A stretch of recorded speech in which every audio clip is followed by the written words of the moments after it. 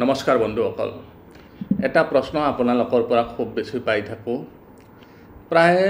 দৈনিক 50-60টা এই প্ৰশ্নটো আহি থাকে প্ৰশ্নটো হৈছে কম বয়সত চুলি পকা আৰু এনেকুৱা প্ৰশ্ন আহে 10-12 বছৰ বয়সীয়া ল'ৰা ছোৱালীৰো চুলি পকি যায় তো 25-26 বছৰীয়া ল'ৰা ছোৱালীৰতো প্ৰশ্ন আহিয়ে থাকে যে দাদা মোৰ চুলি পকিছে দাদা মোৰ 23 বছৰ হৈছে চুলি পকিছে আনকি 10-12 বছৰীয়া ল'ৰা ছোৱালীৰো প্ৰশ্ন আহে মোৰ চুলি পকিছে তো আজি কিছু বছৰৰ পৰা এই বিষয়টো চুলি পকা বিষয়টো মানে বহুত বেছি হৈ গৈছে আৰু আগতে মানুহৰ চুলি কেনেকৈ পকিছিল লাহে লাহে মানে ধৰক মানুহজনৰ বয়স হৈছে 45 বা 50 বছৰৰ পাজৰ হৈছে তো মানুহজনৰ চুলি এপাত দুপাত পকা আৰম্ভ কৰিছিল আৰু 55 বছৰ 60 বছৰলৈকে হয়তো 50% চুলি মানুহজনৰ পকি গৈছিল আৰু 65-70 বছৰলৈকে 80-90% বা 100% চুলি পকি গৈছিল আজিকালি কি হৈছে মানুহৰ 6 মাহৰ ভিতৰত 100% চুলি পকি যায় এনেকুৱা বহুত মানুহ মই দেখিছোঁ 6 মাহৰ আগত চুলি ধুনীয়া আছিল 6 মাহৰ ভিতৰত এনেকুৱা হৈ গৈছে মানে প্ৰায় 50-60% চুলি পকি গৈছে এনেকুৱা মানুহ বহুত দেখাছোঁ আৰু চুলিয়ে এনেকুৱা পৰিৱেশ পৰিস্থিতি হৈছে বৰ্তমান দাড়ি চুলি সব পকি গৈছে কম বয়সতে বয়স হৈছে 25-26 বছৰ কিন্তু চুলিৰ লগতে দাড়িও পকি গৈছে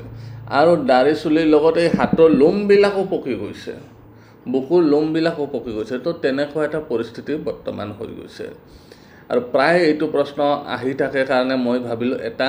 সৰু চাই ভিডিঅ' বনাই এইটো বিষয়ত আপোনালোকৰ লগত মত বিনিময় কৰোঁ বন্ধুসকল আজিকালি দেখিছে আমাৰ খোৱা বোৱাটো জানেই চাৰিওফালে কেনেকুৱা খাদ্য আমি দৈনিক খাই আছোঁ দৈনিক খেতি পথাৰৰ বা যিবিলাক আমি খাদ্য আনো প্ৰায়বিলাকে মানে বেছিভাগে পয়জন থাকে আমি কোনো ধৰণৰ তাক সংশোধন নকৰি পেলাই খাওঁ যাৰ ফলত কি হৈছে আমাৰ বিভিন্ন বেমাৰ আজাৰৰ লগে লগে এইবিলাক লক্ষণো চুলি পকা দাড়ি পকা এইবিলাক লক্ষণো দেখা দিব ধৰিছে খুব বেছি আমি প্ৰসেছিং ফুড খুব বেছি ফাষ্ট ফুড এইবিলাক খোৱাটো এটা চুলি পকাৰ কম বয়সত চুলি পকাৰ ডাঙৰ কাৰণ আমি সহজলভ্য যিবিলাক মেডিচিন এটা আমাৰ কিবা এটা জ্বৰ হ'ল কিবা হ'ল কাহ হ'ল তো ফটাতকৈ গৈ পেলাই সহজলভ্য এণ্টিবায়'টিক টেবলেট কিবা কিবি এইবিলাক যে খাওঁ আমি এইবিলাকো কম বয়সত চুলি পকাটো এটা কাৰণ চুলি পকা ফটাতকৈ আমি যিবিলাক বস্তু পাওঁ ধৰক পিয়াহ লাগিল আমি কি কৰোঁ বজাৰৰ পৰা এটা বটল এটা কিনি লৈ ফটাতকৈ খাই দিওঁ আৰু ৱাটাৰ বুলি যাক কয় এই আৰু ৱাটাৰো চুলি পকাৰ এটা কাৰণ ফাষ্টফুডবিলাক যিবিলাক খাওঁ আমি আজিকালি যিবিলাক ওলাইছে ম'ম' কিবা কিবি চাওমিন পিজ্জা এইবিলাকতো শৰীৰৰ কাৰণে বেয়াই এইবিলাকতো শৰীৰটো টক্সিনেৰে ভৰাই দিয়ে তাৰে লগতে আমি কিছুমান ভাল বস্তু বুলি ভাবোঁ কিন্তু সেইবিলাকেও ক'ৰবাত নহয় ক'ৰবাত আমাক অনিষ্ট কৰি থাকে আমি ভাল বুলি ভাবি যদি বজাৰৰ পৰা কিবা এটা ফলৰ জুচ এটা কিনি খাওঁ পেকেজিং তো সেইটোতো কিবা নহয় কিবা কেমিকেল থাকিব যিটো আমাৰ শৰীৰৰ কাৰণে অনিষ্ট কৰে এতিয়া যদি আমি আমাৰ লাইফটো সৰুৰে পৰা অলপ লাইনত লৈ যাব পাৰোঁ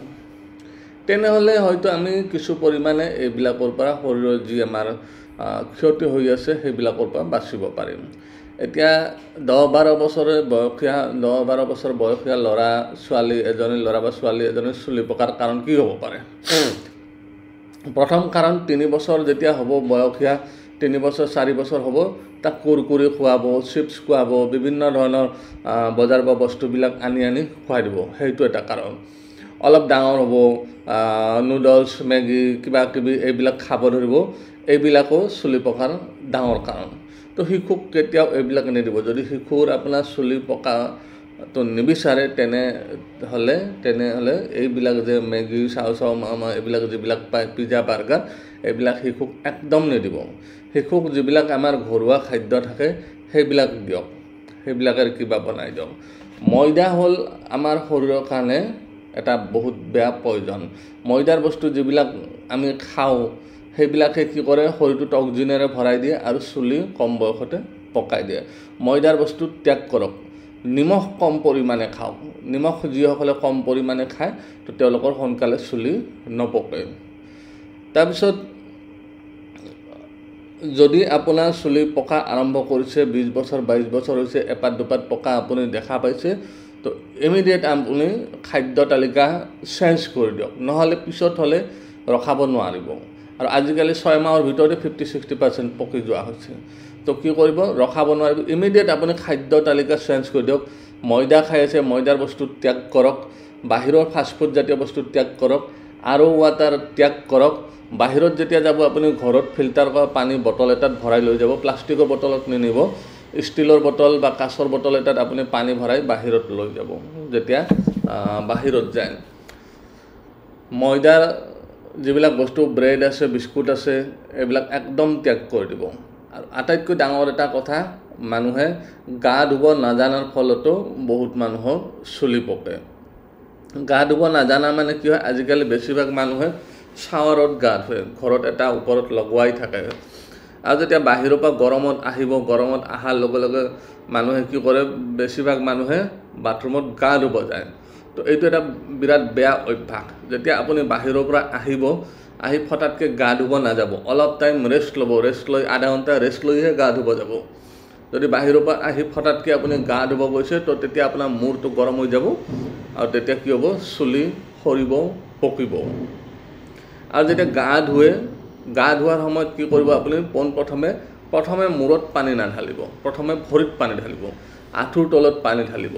আঁঠুৰ তলত পানী ঢালিলে কি হ'ব আপোনাৰ চুলি সৰাও কমি যাব আৰু পকাও বন্ধ হৈ যাব এটা কাৰণতে নহয় বহুত কেইটা কাৰণে থাকে তথাপিও তাৰে মাজৰ এইটো এটা কাৰণ গা ধোৱা নিয়মটো আপুনি বাহিৰৰ পৰা আহিছে তো গা ফটাতকৈ নহয় অলপ দেৰিকৈ ধুব আৰু মূৰত কেতিয়াও গৰম পানী নাঢালিব বহুত মানুহৰ গৰম পানীৰে গা ধোৱা অভ্যাস ঠাণ্ডা দিনত গৰম পানী ধুৱে এনেকুৱা মানুহ দেখিছোঁ মই গৰম দিনতো গৰম পানী দি গা ধুৱে তো এইবিলাক অভ্যাস বেয়া গৰম পানীটোতো এনাই শৰীৰৰ কাৰণে বেয়া ঠাণ্ডা দিনতো ঠাণ্ডা পানীৰে গা ধুব লাগে তাৰপিছত এটা মই তেল কম আপোনালোকে বনাই ল'ব এই তেলটো বনাই ল'ব পাৰিলে আপোনালোকে কি হ'ব চুলি আপোনালোকৰ নপকিব পকা কিছু পৰিমাণে বন্ধ হ'ব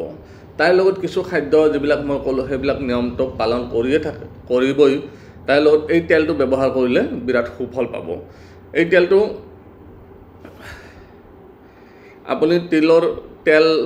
ল'ব নহ'লে খাটি সৰিয়হৰ তেল ল'ব খাটি সৰিয়হৰ তেল বা তিলৰ তেল খাটি সৰিয়হৰ তেল 300 গ্ৰাম মান ল'ব খাটি সৰিয়হৰ তেল বুলি ক'লে আপুনি বজাৰত যিবিলাক পায়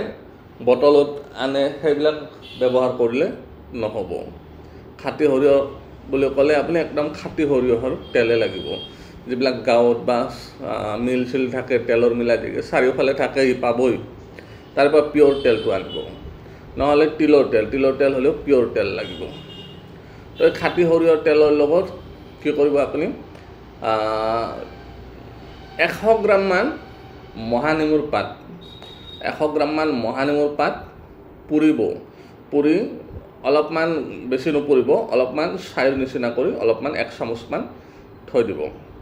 তাৰপিছত ভৃংগৰাজ চিনি পাই নহয় সকলে মই ফটো দি দিম চাই ল'ব ভৃংগৰাজ লাগিব ভৃংগৰাজ মেথি দানা লাগিব মেথি কিমান লাগিব 50 গ্ৰাম কালজিৰা লাগিব কালজিৰাও 50 গ্ৰাম ল'ব মেথি 50 গ্ৰাম কালজিৰা 50 গ্ৰাম ভৃংগৰাজ ল'ব মহানেমুৰ পাত পুৰি হেনে ছাই বনাই লৈ ল'ব আৰু যদি পাৰে চিকাকাই আনিব চিকাকাই অনলাইন পোৱা যায় এই গোটেইখিনি কি কৰিব আপুনি তেলত দি দিব তেলটো গৰম কৰিব এটা লোহাৰ কেৰাহীত দিব দি তাতে তেলটো দি দিব দি ভালকৈ উতলাব আধা ঘণ্টামান উতলাব 200 গ্ৰাম তেল উতলি এটা সময়ত 300 গ্ৰাম উতলি 200 গ্ৰাম মান হ'ব তাৰপিছত সেইটো চেকি লৈ কাঁচৰ বটল এটাত ভৰাই থৈ দিয়ক সেইটো সপ্তাহত 2 দিন কৰি ৰাতি ৰাতি লগাব এই তেলটো সপ্তাহত 2 দিন কৰি লগাওক ৰাতি ৰাতি লগাওক আৰু ছমাহক লৈ লগাই থাকিব ছমাহলৈকে লগাব কিছু এইটো কোনো মেজিক নহয় যে আপোনাৰ কি মানে আজি লগাইছে কালিয়ে চুলি কলা হৈ যাব তেনেকুৱা নহয় ছমাহ লগাব কনষ্টেন্টলি লগাই থাকিব তেতিয়া আপোনাৰ কিছু পৰিমাণে চুলি পকা কমি যাব আৰু যিবিলাক পকিছে সেইবিলাকো কিছু পৰিমাণে কলা পৰিব ধৰিব বা কলা হোৱা দেখা পাব এনেকুৱা নহয় যে আপোনাৰ একদম 100% এই হৈ গৈছে তেনেকুৱা নহয় খোৱা খাদ্য নিয়ম নীতি মানি চলক ধুনীয়াকৈ আপোনালোক এইবিলাক খাদ্য যিবিলাক ক'লো সেইবিলাকৰ নিয়ম নীতি মানি চলক বহুত ভাল ৰিজাল্ট পাব এইটো মই বহুতক দিছোঁ বহুতে ভাল ৰিজাল্ট পোৱা বুলি কৈছে আৰু এইটো বস্তুবিলাক যদি কালেকশ্যন কৰাত আপোনাৰ অসুবিধা হয় তেনেহ'লে আপুনি আমাৰ sanjeevanlife.in নামৰ যিটো ৱেবছাইট আছে তাতে অল ইন ওৱান প্লাছ নামৰ এটা তেল আছে সেইটোও ল'ব পাৰে সেইটোও ব্যৱহাৰ কৰিব পাৰে যদি বস্তুবিলাক আপোনাৰ কালেকশ্যন কৰাত অসুবিধা হয় তেনেহ'লে সেই তেলটো লৈ আপুনি ব্যৱহাৰ কৰিব পাৰে সপ্তাহত 2 দিনমান ব্যৱহাৰ কৰিলে হ'ল তো কি হ'ব আপোনাৰ চুলি লাহে লাহে সৰা আৰু পকা দুইটাই বন্ধ হ'ব ধৰিব তো নিয়মবিলাক বহুত ইম্পৰ্টেণ্ট ৰাতিপুৱাৰ পৰা গধূলিলৈকে আমি যদি কিছু পৰিমাণৰ নিয়ম পালন কৰিব পাৰোঁ তেনেহ'লে আমি বহুত বেমাৰৰ পৰা বাচিব পাৰিম যদি সোনকালে কম বয়সত চুলি পকিছে তেতিয়া গম পাব আপোনাৰ আয়ুসও কমি গৈ আছে তো সকলো বস্তুৰ এটা লাইফ থাকে কিন্তু সেইমতে আমি ব্যৱহাৰ কৰিব লাগিব ধন্যবাদ যদি কিবা প্ৰশ্ন আছে কমেণ্ট কৰিব মই উত্তৰ দিয়াৰ কাৰণে ভিডিঅ' বনাম তো যদি কিবা প্ৰশ্ন আছে সুধিব পাৰে ধন্যবাদ